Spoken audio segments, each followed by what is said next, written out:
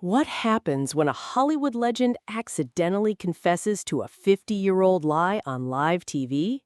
He thought his dark secret about my sister's death was buried forever.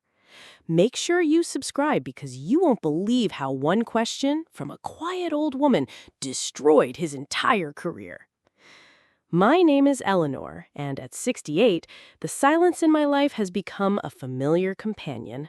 I run a small, slightly dusty, but cherished bookstore here in this quiet town, a place where stories whisper from the shelves, and the turning of a page can transport you to another world. Today, however, the silence feels heavier, more profound. It marks the 50th anniversary of my older sister Clara's death. For me, this day has always been a solitary pilgrimage back to a moment that fractured our family and irrevocably altered my life. I've closed the shop early today, a small handwritten sign in the window promising to reopen tomorrow. Back in my cozy, but now somewhat empty house, I take out the old shoebox from the attic. Inside, nestled among faded letters and dried wildflowers, is a photograph. 3 teenagers grinning awkwardly under a bright mountain sun. Clara, vibrant and full of life. Myself, younger and more uncertain. And Julian, Clara's boyfriend, his arms slung casually around her shoulder. He was the last one to see her alive. My fingers trace Clara's smiling face. I can almost hear her infectious laugh echoing across the years. Then, my gaze shifts to Julian. I remember the raw grief in his voice that day, the way he kept repeating the same few words to the grim-faced state trooper. I was behind her, she was ahead. When I got to the top, she just wasn't there. A tragic accident, the police had concluded, a careless step too close to the edge. The mountain had claimed another victim. I've lived with that conclusion, with that silence, for half a century. And Julian? He became Julian Croft, America's sweetheart, a silver screen legend whose face graces magazine covers and whose every word is dissected by entertainment news. I saw a poster for his latest movie down at the multiplex the other day. No anger arises within me when I see his face. Only a deep, abiding sorrow and a strange sense of connection. After all, only he and I truly know what it's like to live in the long shadow of that day. I had almost convinced myself that time, in its relentless march forward, had smoothed the sharp edges of grief, leaving behind only a quiet, dull ache. I couldn't have been more wrong. That ache, dormant for so long, was about to flare into a burning suspicion, ignited by a carelessly spoken phrase that would unravel 50 years of carefully constructed lies. The silence was about to be broken, and the truth, however painful, was finally demanding to be heard. That evening, the world seemed to conspire to bring the past into my living room. There he was, Julian Croft, scheduled for a primetime special interview with one of the most respected journalists in the country. It was to celebrate his Lifetime Achievement Award, a prelude to his new film's premiere. A part of me wanted to turn the television off, to retreat into the quiet sanctity of my own memories. But another part, a stronger, more insistent part, felt a pull. It was a strange sense of duty almost, a duty to Clara, to bear witness to the way her memory was being curated by the only other person left who was there. I settled into my worn armchair, the one with the permanent indent from years of reading, a cup of chamomile tea warming my hands. And then he appeared on screen, emerging from the wings to a thunderous standing ovation. He was 70 now, but he wore it like a finely tailored suit. His hair was a distinguished silver, his smile as disarming as it had been when he was 18. He exuded a calm, confident charm that the camera adored, that the world adored. For the first hour, he was captivating. He told stories of his early struggles in Hollywood, of sleeping in his car, of the lucky break that launched his career. He was self-deprecating, witty, and profoundly grateful. I watched, a reluctant historian, comparing the man on the screen to the lanky, earnest boy I remembered. It was hard to reconcile the two. That boy had been shattered, his grief a raw, open wound. This man was polished, his sorrow a well-placed, poignant anecdote in the grand narrative of his success. I felt a pang of something I hadn't expected, a grudging admiration, maybe, even sympathy. He had survived. He had taken the tragedy that broke our families and forged it into a backstory, a source of depth and gravitas that audiences found irresistible. He had built a kingdom on the ashes of that day. I, on the other hand, had built a quiet bookstore. We were like two ships that had sailed from the same catastrophic shipwreck, only his had reached a golden shore, while mine had found a quiet, secluded harbor. The interviewer, a woman with a gentle but persistent manner, eventually steered the conversation to a more personal place. "Julian," she said, her voice soft, "you've often spoken about an early tragedy shaping you as an artist, a defining moment. Would you be willing to share a little about that?" The studio audience hushed. Julian's charming smile softened into something more somber, more reflective. He looked down at his hands for a long moment, the picture of a man gathering his strength to visit a painful memory.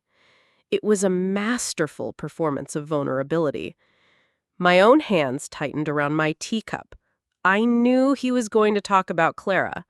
After 50 years of public silence on the matter, he was finally going to speak. He was so convincing, so sincere.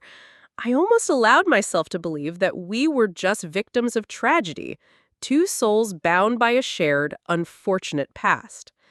But he was about to say something that would shatter that illusion into a million pieces, and every single word would become evidence in the court of my memory.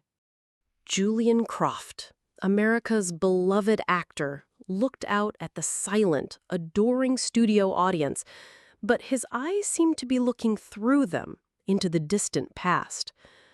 "I don't talk about this often," he began, his voice a low, resonant baritone, practiced in conveying profound emotion, "out of respect for the families. So if you'll allow me, I'll change the names." The interviewer nodded solemnly. The camera moved in for a close-up. My own living room felt like a vacuum, all the air sucked out. I leaned forward, my forgotten tea growing cold on the table beside me. He was going to do it. He was going to take our story, our private, sacred tragedy, and turn it into a primetime spectacle. "We were just kids," he said, a faint, sad smile playing on his lips. 17, 18. Invincible, you know? We were hiking in the mountains. It was autumn.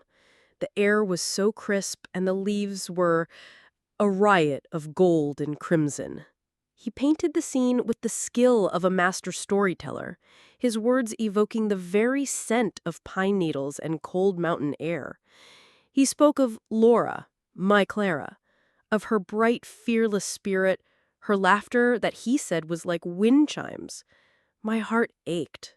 He was describing her perfectly. He remembered. "The path got narrow," he said, his voice dropping to a more serious, intimate tone, a sheer drop on one side. "But we weren't afraid. We were just happy. The sun was starting to set, casting these long, golden shadows." He paused, letting the weight of the moment settle. I watched his face on the screen, a mask of thoughtful sorrow. He looked directly into the camera as if confiding in each and every one of the millions of people watching. And then he delivered the line that would detonate the foundations of my life. "I was a little ahead of her," he said, his voice soft, almost a whisper. "And I remember she was still walking behind me, and when I turned around, she was just gone. There was only the wind and the emptiness. The studio was utterly silent. The interviewer had a look of deep compassion on her face. But I wasn't in the studio. I wasn't even in my living room anymore. I was 50 years in the past in a cold, sterile room at the local sheriff's office. The air smelled of stale coffee and disinfectant. I saw a boy of 18 with a torn jacket and mud on his jeans, his face buried in his hands. A younger, shattered version of myself sat beside him. And I heard his words, choked with sobs, as he spoke to the trooper, the words that had been seared into my memory for 50 years. I was behind her, the boy on the floor had cried. She was leading the way. I was behind her. My gaze snapped back to the television, to the handsome, composed, silver-haired man who was now accepting a tissue from the interviewer, dabbing at a single perfect tear. I was a little ahead of her. She was still walking behind me. It wasn't a mistake. It wasn't a faulty memory. It was a lie. One of them was a lie. And a 50-year-old wall of grief inside me began to crack. And through that crack, a cold, terrifying light began to shine. The interview continued on the screen. The host moved on. The audience sighed with collective sympathy. But I saw none of it. I was trapped in the wreckage of that single sentence, the sound of it replaying in my mind on an endless, horrifying loop. She was still walking behind me. It was a director's note, a stage direction for a scene that only one person was supposed to have witnessed from a different angle. My mind, a quiet library of sordid memories, was suddenly a whirlwind, pages tearing from their bindings. 50 years of accepted history began to rewrite itself in real time. I saw Julian at Clara's funeral, his face a mask of such inconsolable grief that my own parents, shattered by the loss of their daughter, had spent their time comforting him. I had seen it then as the mark of a great love. Now, I saw a chillingly convincing performance. The letters. For years after the accident, he had written to my parents, poetic, heartbreaking letters filled with survivor's guilt, describing the emptiness of a world without Clara. My mother kept them in a small, lavender-scented box. We had read them as the words of a boy whose heart was broken. Now, I saw them as scripts, carefully worded, emotionally manipulative documents designed to cement his narrative, to solidify his role as the tragic, innocent survivor. His career, the roles he chose, the noble heroes, the misunderstood victims, the men of impeachable integrity. He wasn't just playing parts in movies. His entire life had been a role. The most convincing, critically acclaimed, and longest-running performance of his life. The title of his special, the Lifetime Achievement Award, suddenly felt like a sick, cosmic joke. His greatest achievement was indeed the role of a lifetime, the innocent man. The grief I had carried from my sister was a heavy but familiar weight. I knew its shape, its texture, its cold comfort on lonely nights. But in the span of 30 seconds, that grief began to transform. It was calcifying, hardening from a soft sorrow into something sharp, cold, and heavy as granite. It was suspicion. It was a terrifying, gut-wrenching doubt that crept into the cracks of my broken heart. If he was ahead of her, he would have seen her fall, or he would have heard something, or he would have been the last person to see her, to speak to her, right at the edge of that cliff. The official story, his story, was that he found an empty space where she should have been. But his new story, the careless slip of a comfortable old man, suggested something else entirely. It suggested proximity. It suggested he was there. One sentence. That's all it took to destroy the world I had known. 50 years of a shared, tragic lie crumbled before my very eyes, and now I stood alone in the ruins. And I was faced with a choice: to turn off the television, to bury this horrifying new truth and let my sister's memory rest in the lie, or to find the strength to challenge America's sweetheart. The days that followed the interview were a blur of sleepless nights and feverish, focused days. The ghost of my sister no longer felt like a gentle presence. She was a demanding one, urging me toward a truth I was terrified to uncover.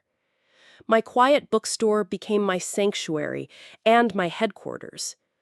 Between selling novels and recommending poetry, I began my own cold case investigation. 50 years too late. My first move was to reach out to my son, Mark. He's a practical man, a lawyer, and I thought, foolishly, that he would see the logical inconsistency in Julian's story. I called him, my voice trembling as I explained what I had heard. His response was a sigh so heavy with disappointment, it felt like a physical weight.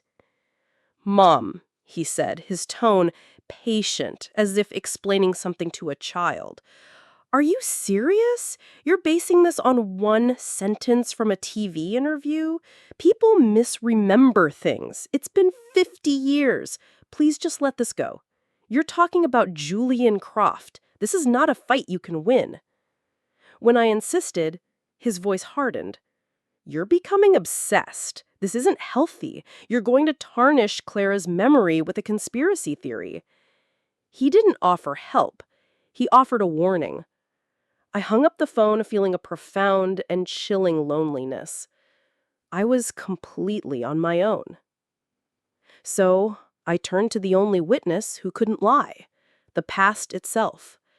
I hauled boxes down from the attic, sneezing from the dust of decades. I unearthed Clara's diary, its pages filled with her bubbly, optimistic script.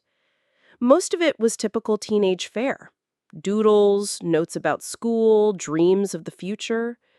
But her entries from the week of the trip were filled with a frantic energy. She wrote about Julian, about how much she loved him, but also about his dark moods, his jealousy when she talked to other boys. "Sometimes he holds on too tight," she had written on the day before they left. A line I had read 50 years ago as romantic intensity, I now read as a blaring alarm bell. Next, the letters. I spread Julian's old letters across my dining room table. His words, once so comforting to my grieving parents, now seemed rehearsed, overly poetic. He used phrases like, "a hole in the universe where she used to be," and "a memory I will carry like a sacred burden." It was all beautifully written. Too beautifully written. It felt like a script. But it was the photograph that held the key. The one of the three of us on the mountain. I had looked at it 1,000 times, always focusing on our smiling faces. This time, I looked at everything else. The path behind us, the clothes we wore. And then I saw it. The detail, the one impossible thing that had been hiding in plain sight for half a century. In his letters, and in the old police report, Julian had mentioned Clara's bright red scarf, a gift from him. He'd described watching it flutter ahead of him on the path as she led the way. It was his alibi for why he was behind her. But in the photograph, taken by a fourth friend at the base of the mountain that morning, the red scarf wasn't around Clara's neck. It was tied, clear as day, on his own wrist. Every step I took only seemed to prove how powerful he was and how utterly alone I was. Everyone I might have trusted thought I was losing my mind. But now I had this. I had one thread. One old photograph from that tragic day. A single, damning detail that everyone else for 50 years had missed. And as I stared at the faded image of that red scarf on his wrist, I knew I finally had a chance. The opportunity arrived a week later, shimmering like a mirage. Julian Croft was hosting a special pre-screening of his new film, followed by a live Q&A session in a grand old theater just 2 towns over. Getting a ticket felt like a sign from the universe. I clutched it in my hand, along with a high-quality copy of the photograph I'd had made. My heart pounded with a terrifying mix of dread and steel-forged determination. This wasn't about revenge. This was about a 50-year-old echo that deserved an answer. The theater was opulent, all velvet seats and golden fixtures. The film was what you'd expect, a sweeping historical drama with Julian playing a flawed but ultimately heroic general. The audience gave him a thunderous standing ovation as he walked onto the stage for the Q&A. He was in his element, charming and eloquent, bathing in the adoration of his fans. He looked untouchable. When the floor opened for audience questions, I made my way to the microphone at the back of the aisle. My legs felt weak, but my voice, when it was my turn to speak, was surprisingly steady. "Mr. Croft," I began, my voice amplified throughout the grand hall. He smiled at me, a warm grandfatherly smile meant to put me at ease. "I'm a lifelong admirer. I was particularly moved by your recent interview where you spoke of the tragedy in your youth." His expression softened into that familiar, practiced mask of sorrow. "Thank you. It's not something I speak of lightly." "I understand," I said, keeping my tone respectful. "And I hope you'll forgive an old woman's faulty memory, but I was confused by a small detail. You said the young lady was walking behind you on the path, but I've carried a different version of that story with me for 50 years, the version where you were walking behind her. Could you perhaps clarify which it was?" A flicker of something, annoyance, confusion, crossed his face before being instantly replaced by a dismissive chuckle. "50 years is a long time," he said smoothly. "The mountains, the grief, memories can play tricks on you. The specifics get hazy." The audience murmured in sympathetic understanding. He was about to move on. This was my only chance. "You're right. The mind is a funny thing," I agreed, my voice unwavering. "But some details stick. For instance, in letters you wrote after the accident, you described the last thing you saw of her was her red scarf fluttering in the wind ahead of you on the path." I let that hang in the air for a moment before delivering the final blow. "Which is so strange," I said, my voice clear and ringing with absolute certainty. "Because I have a photograph from that very morning, and the red scarf you so vividly remember seeing ahead of you on the path was tied around your own wrist." A collective gasp went through the theater. It wasn't a loud sound, but it was sharp, cutting through the reverent atmosphere. I watched Julian's face. The charming smile vanished. The mask didn't just crack, it shattered. For one terrifying, naked second, I saw the face of the 18-year-old boy from the police station, a face contorted not with grief, but with pure, cold panic. He opened his mouth, but no sound came out. The camera of a dozen smartphones was pointed directly at him. I didn't need to say another word. I simply turned and walked out of the theater, leaving the ensuing chaos behind me. The clip went viral overnight. The story exploded. Journalists, smelling blood, started digging. The contradiction was too perfect, too damning. His studio issued a statement. His brand sponsorships were quietly canceled. His legacy, built on a foundation of a single perfect lie, crumbled under the weight of a red scarf and a slip of the tongue. His career was over. I didn't watch any of it. I didn't need to. I was back in my quiet bookstore, the scent of old paper my only companion. I took out the faded photograph one last time and looked at my sister's bright, laughing face. The heavy shadow that had surrounded her image for 50 years was finally gone. The silence in my life remained, but it was different now. It was clean.